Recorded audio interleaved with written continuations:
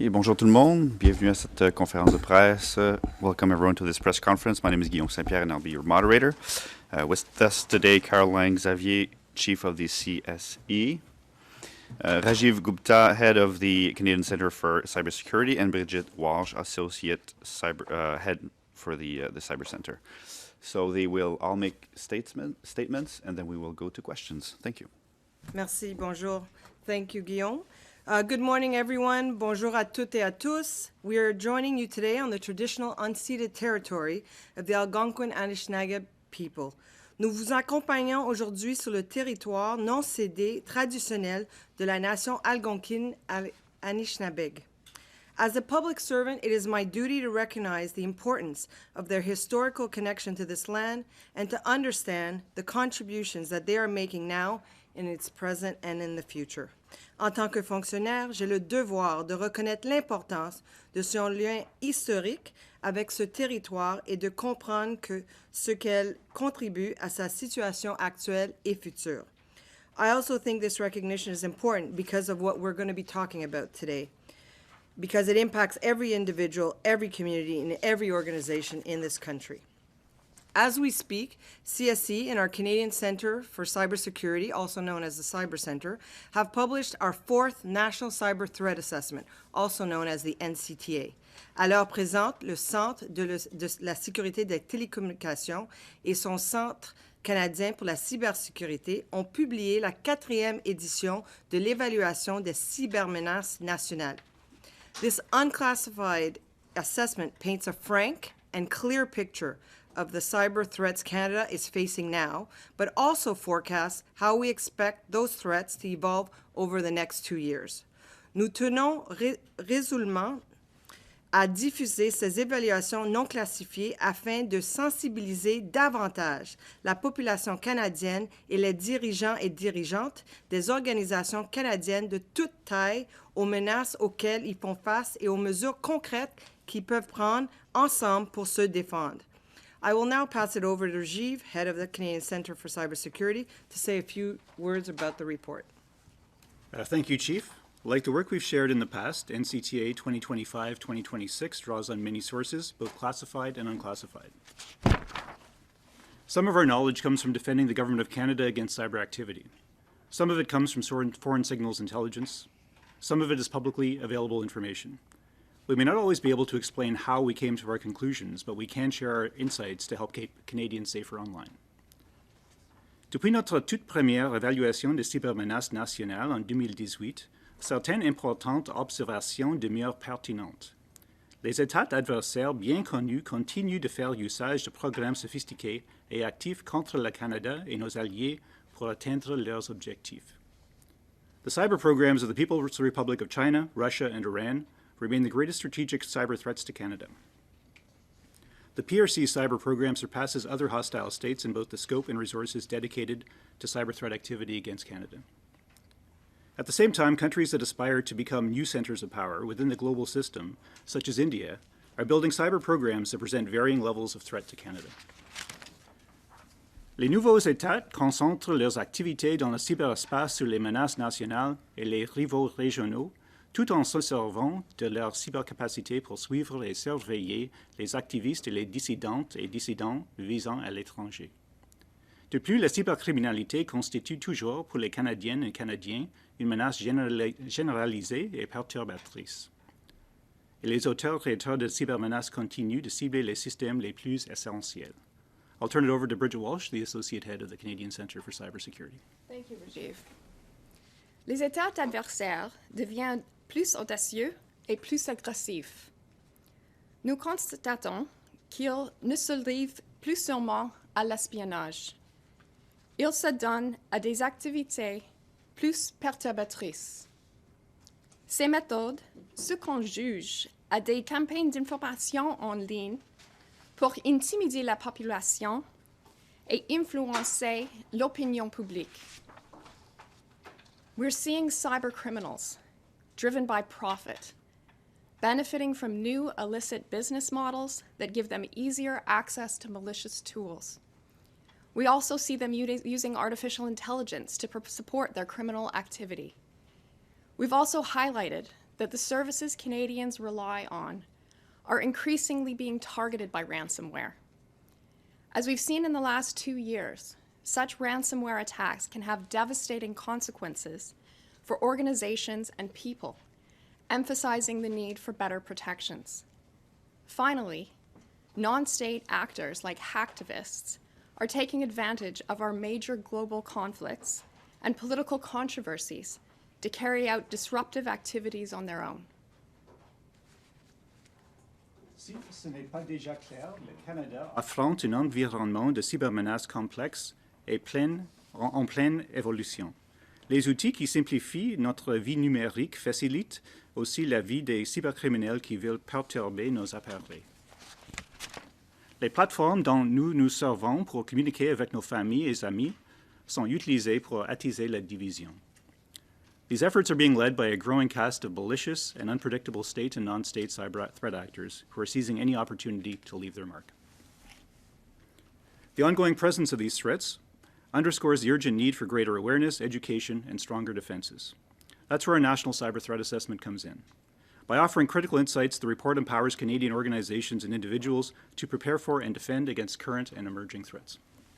En réalité, nous ne pouvons pas toujours prévoir d'où viendra la prochaine cybermenace, mais nous pouvons nous assurer d'être prêtes et prêts à l'affronter, quelle que soit son origine. Pour tous les ordres de gouvernement, les entreprises et les organisations de toute taille, cela signifie investir dans la cybersécurité.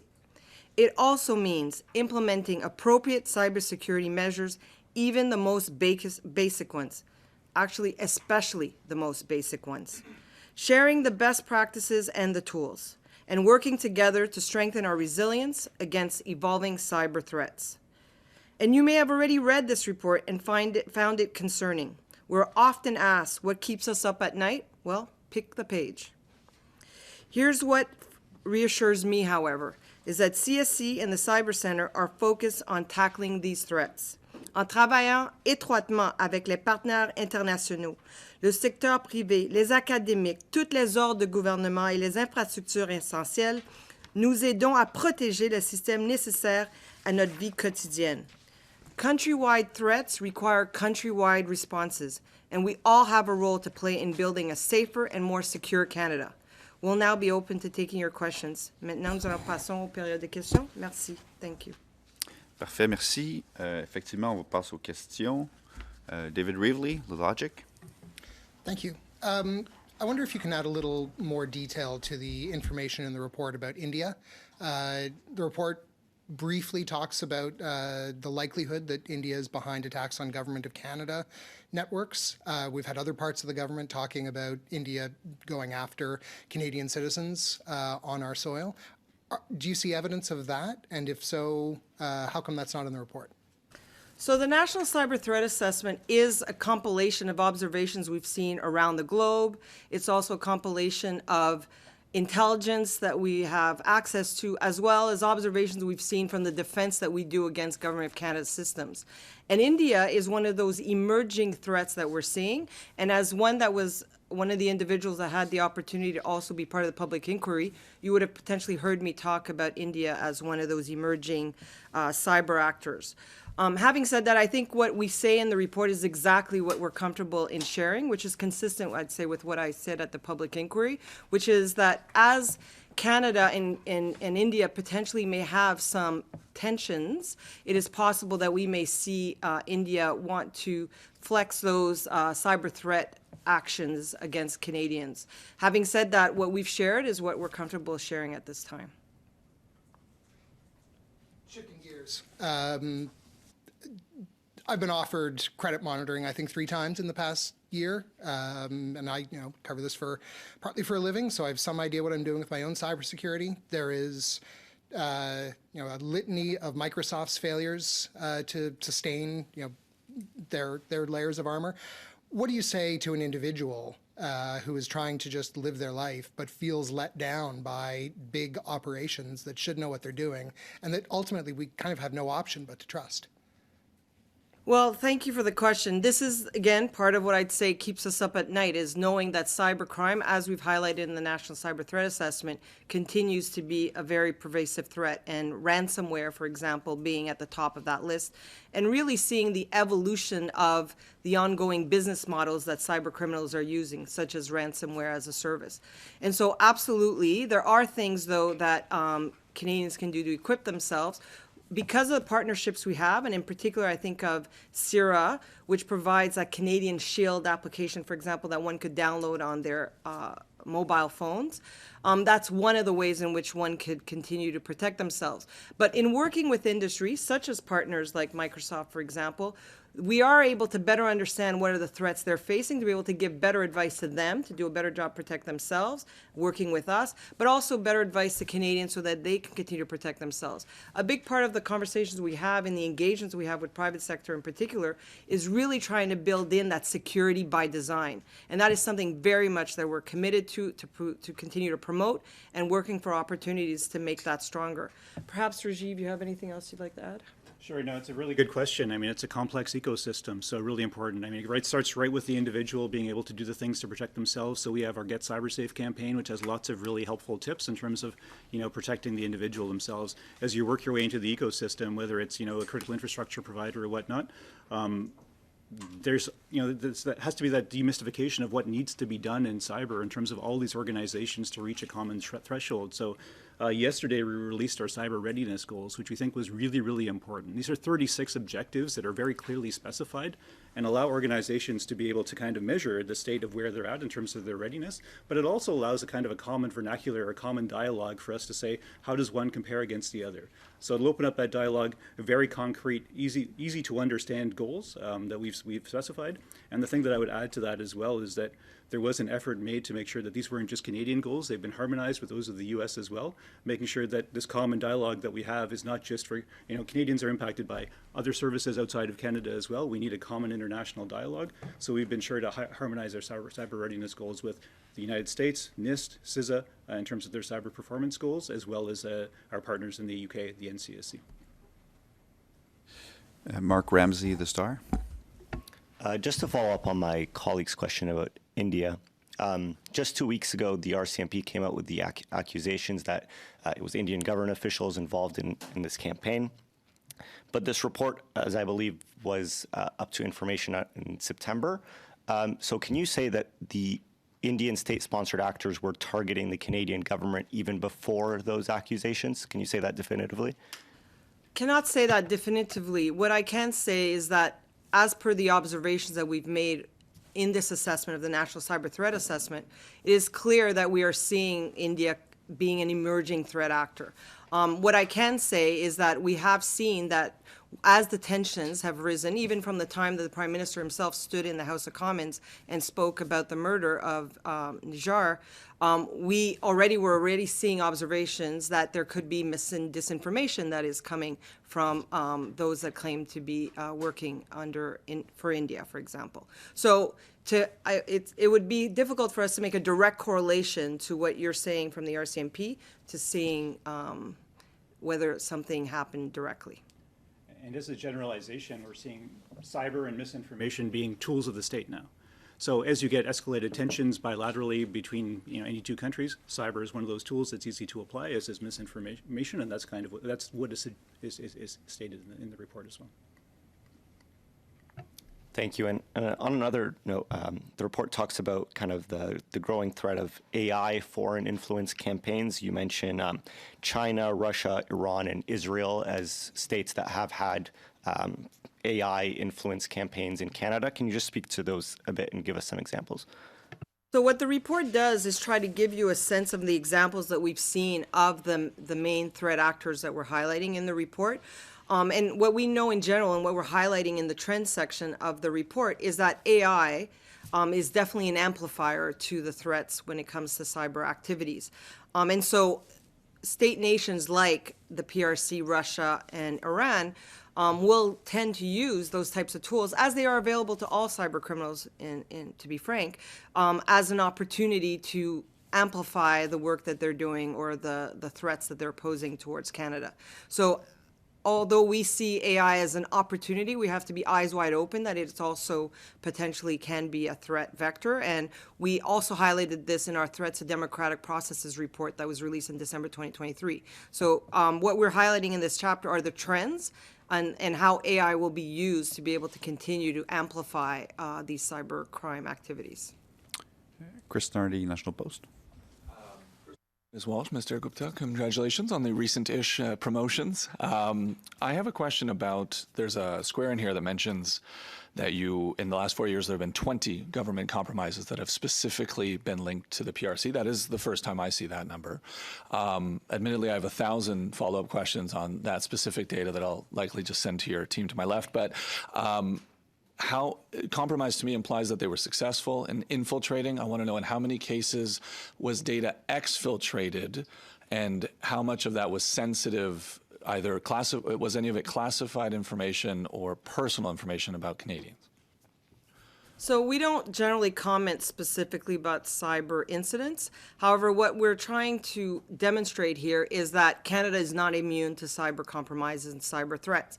And so in being transparent and saying that 20 incidents have happened to the government of Canada, that's what we're trying to do. What the key message for us when there are incidents that occur is really being focused on ensuring to minimize the impact to the government department that may have been compromised. And that is exactly where our focus has been. We do feel that the measures were taken to be able to mitigate any of the risks and to address the incidents in an effective manner. Were any of those compromises, for example, the 2022 and 2023 Global Affairs Canada breaches and incidents of that sort? So again, I'm not going to comment specifically on any cyber incidents, and I'll leave it at that. And just quickly to follow up, it was kind of a spin-off, but you mentioned Israel as part of the AI influence campaigns. We don't frequently hear Israel in terms of foreign influence, but do you know if any of those campaigns were specifically targeting Canadians or Canada or the Canadian ecosystem versus just the internet, broadly speaking? Yeah, I don't think we specified, Canadians in that. It's really the utilization of AI to promote information. Catherine Tully, CBC. Hello. You've talked about political controversies in the report, to feed off some of my colleagues' questions, talks about disinformation and intimidation and, how our adversaries want to shape public opinion. What are your concerns about the looming federal election in this country? So part of our role is that information assurance and ensuring that all our critical infrastructures are protected. That's part of our mandate. And as part of that mandate, we work really closely with Elections Canada, and for that matter, all the provincial electoral and municipal bodies across the country. And so with the general election potentially imminently coming, we've already been actively working with Elections Canada to ensure that their critical infrastructures are getting ready from a cyber protection perspective. But we've also been working with the political parties as well in the various myriad ways, from briefings and ensuring that they have the necessary information to get themselves ready. And that is work that was already underway in the past general elections, and that'll be work that we'll continue doing in partnership with our domestic security intelligence colleagues. And that very much is part of what we feel is really important, is to ensure that as much as possible, people are aware of what those cyber threats could be, and doing what we can to ensure that they're adhering as best they can to the advice we're providing, there to support them, and recognizing that, especially in this geopolitical world that we're in, and knowing that foreign interference could be a thing, and given all the conversations we've been having around this, we know that voters, as well as candidates, as well as politicians, as well as critical infrastructure of electoral bodies, are the ones that are potentially going to be targets. And we really highlight this a lot in our Threats to Democratic Processes that was released in December 2023. And maybe if I can add in, we also, within CSE, are part of the Interdepartmental Security Intelligence Threats to Election Task Force. So along with colleagues in the RCMP, Global Affairs, and CSIS, work very closely to monitor elections for threats from foreign interference, including cyber threats. And so that increased monitoring that has started in 2023 for the by-elections and would continue and stand up for any of the federal elections are really, really critical pieces for us to make sure that we're not just looking at the cyber threat in one piece, but we're looking at it as a part of a whole for foreign interference. That process works very well, and it's been well established through multiple elections now. And Kat, I would also add that in addition to what Bridget has said, we also work with our international partners. So really looking at what elections have happened already, and in particular the one that we're all looking at that will happen next week. And so in partnership and understanding what might be seen, observed there will be really important for what we need to do to prepare here. And I think very important as well is just the message that, misinformation, this is a tool of states, they're going to be using it. So the more the Canadians know that this is going to be coming at them, then the more they can actually prepare for that. It's that cognitive resilience and the critical thinking to be able to take multiple sources of information and deal in as well. Right, maybe we can talk next Wednesday morning about lessons learned. But just moving on to a bit of a different section, in that the pages about China talks about how, the PRC government leverages Chinese-owned technology platforms. This is about transnational repression. Are you specifically talking about TikTok there? We're not specifically talking about TikTok. I think ultimately what we're trying to do is, again, continue to raise the awareness of what we see from the host state nations and what various activities we've observed both globally as well as potentially in Canada. And what we are not specifically talking about TikTok, because as CSC, we're not a regulator. We don't give advice specifically to one application. If anything, we warn you of ensuring that you're well informed about all the applications that you're interacting with and the importance of knowing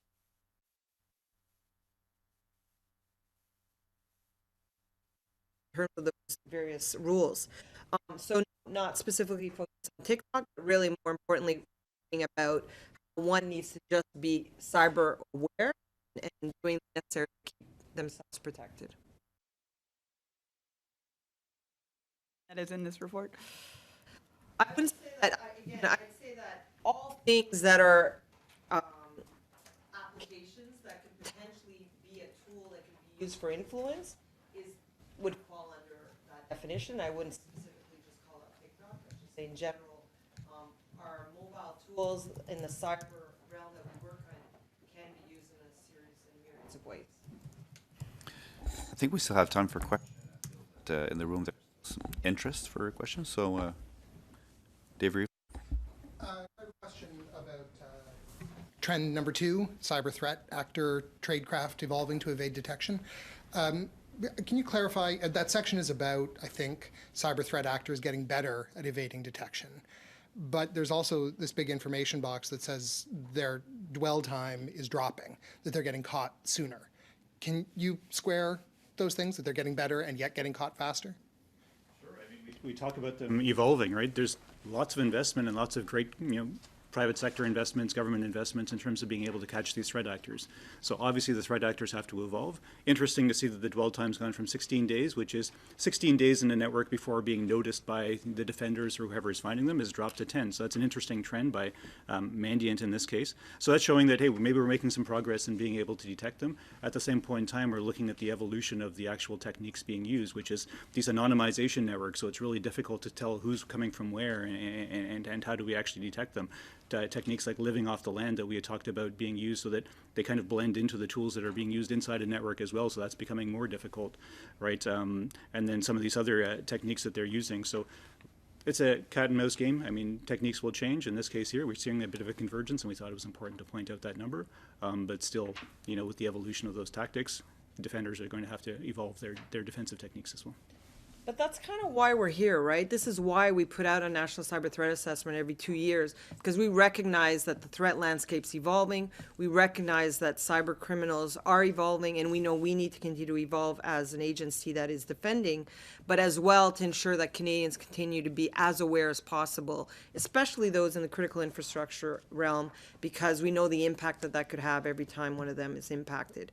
And this is also why we put out those cyber readiness goals, to kind of continue to amplify the need for adding more cybersecurity assurance to the various platforms that are being used by this critical infrastructure in particular. I mean, there's been massive efforts in terms of information sharing, threat intelligence sharing. I mean, we contribute greatly to that in Canada. Hopefully those are the things having this impact on dwell time and others, but it's difficult to tell exactly what determines it. Mark? Guys, can you just say, do you feel that the federal government has given you enough tools to be combating these rising issues, and what more do you want to see given to you? Question, and only to say that actually I do feel that at this point in time, as an organization, as an agency, I'm really proud of the fact that we've done some really great work, and as a result, the government has invested further in CSE, including up to budget 2024 most recently, where we've been given close to $1 billion to be able to have within the next 5 years. And that is an investment, an additional investment in the foreign collection of intelligence that we do, as well as in the foreign cyber operations space. And so that is, I think, a demonstration of the fact that we are delivering, that we are doing what is asked of us linked to our mandate. And I think a big part of what we have is the ability to have all of the parts within one part of our agency, from the element of information assurance, foreign signals intelligence collection, as well as the foreign cyber operations, as well as assistance mandate to other law enforcement, for example. And so having all these pieces linked to the information assurance and the communication security allows us to really do our job in the most effective way, because we're able to pivot within the agency with information we get from an intelligence perspective to feed into a cybersecurity management, or vice versa, for example. And then working with all of our partners on the international in the international space, in addition to the critical infrastructure colleagues that we work with, private sector, and all the ongoing engagements we have. So could we always use more tools? Probably, but I do feel at this point in time, we have the necessary tools to be able to continue to do the job that we're being asked. If I can add, points out, all those pieces are so critical, using all parts of our mandate and the great resource base that we have. But sometimes it's also more than just, having the bodies and the funding to do the work. We also have an amazing culture of research. So not just within CSE and the Cyber Center, but also within Canada and with our partners. And one thing that I've always really enjoyed in working in the field of cybersecurity is that, no matter how quickly that threat actor changes and adapts, we're also very good at saying, okay, if this is the adaptation and this is what they're doing and this is how that threat emerges, what can we do to stay on top of it? So not just from a technology perspective, but also how do we work? And so a lot of the things that we have invested our time in, Caroline mentioned working with CIRA for Canadian Shield, are those activities that give us a big, broad, cross-cutting national outcome to what we do. So I think it's a combination of having the resources and the ingenuity that makes us effective at dealing with the threat. Last year, Xavier, you didn't deny that CSE had a staffing crisis. And so we just talked about resources, and cybersecurity experts are frequently in high demand and very well paid. Tell me, what is the situation now in terms of turnover, recruitment, and how does all that tie into, for example, NCIRA's review of the polygraph, for example, and the clearance process that is long and complex? For that interview with Madame Bureau, I would say that what I agreed to was that there is a crisis when it comes to recruiting in our line of work, because we're very competitive and we're competing with others that also need this talent. But what I'm happy to say is actually we've done really well in our ongoing recruitment. In particular, last fiscal year, we hired over 463 new employees who joined the CSE. And that's in one fiscal year. And that is not a small task for an organization that is hiring at the top secret level. We're aiming to hire over 423 of those this fiscal year, and we're already half past that bar. So what that tells me is that we are an organization that people want to work for. We have a mission that is really compelling. We have a way in which we work that people are really excited about. Bridget talked about how we work in some ways and the opportunities to be able to work with international partners, but in the way that we function and the things we're able to do are things that only we could do and not something that could be done in the private sector. I do think that over the last few years, I'm really proud of the fact that we've been voted really great employer for young people, and we are attracting a lot of young talent. And we continue to have an environment that is welcoming, one that is really allowing people to come, bringing their whole selves to the office, and really promoting that diversity of views, diversity of backgrounds, because that's what really enriches our environment. So I don't feel that personally right now at this point I'm in a crisis. I do feel that we continue to need to do what we're doing to continue to be an attractive workplace. And right now, that's working out well for us. You say 463 new hires. How many have left, though? Like, is that total, sorry, maybe I'll clarify, is that total plus? That Or total is plus. overall, like just plus, or is that 463 and then a number left and thus? No, that total is plus, but we do have an attrition number that's actually quite low. In total, our attrition is close to 4%, and 2% of that is retirees. So, I think we're doing not too bad. And sometimes normal attrition is not a bad thing because you want to be able to continue to have new ideas joining your organization. The section about, how China has been successful at compromising networks, it also talks about how provinces and territories are also targets, critical minerals, et cetera, these words that we've heard. Does that speak to a gap in the critical defenses at those levels of government, or is it more just speaking to the fact that China is so damn good at this? It is speaking more to the fact that the PRC is a sophisticated, consistent, persistent actor. But it is the recognition as well that we have work to do as a nation to continue to work in partnership, in particular with the provinces, territories, Indigenous communities, because we recognize that we're all vulnerable, or we all could be vulnerable. And we really want to continue to raise Canada's cyber resilience, and we have to work with all aspects of various governments to be able to do that, and not only be focused only at the federal level. And so we have brought in PTs and Indigenous communities to have conversations with us on a regular basis. We're engaging with them. We've actually translated some of our cyber advice into various Indigenous languages for that exact reason, for example. And so there is more work to be done in this space, and this is part of what we are definitely doing. OK, alors, je pense que c'est ce qui met fin à la conférence de presse. Merci de votre patience. Comme vous voulez. On m'avait dit 45 minutes pour les questions, alors il reste du temps, c'est comme vous voulez. OK. While you're here, this is a beautiful opportunity. Let me just triage the list here of, in the U.S., I know there's been a lot of discussion about cyber actors, for example, infiltrating networks and just staying there dormant, right, living off the land for largely. It's not a discussion I have a sense we talk about as much here, but can you talk to me about that trend? Are you finding more of that? Is there a bigger concern that there are actors that have infiltrated networks, we just don't know it yet, and then at the click of a button, we're done?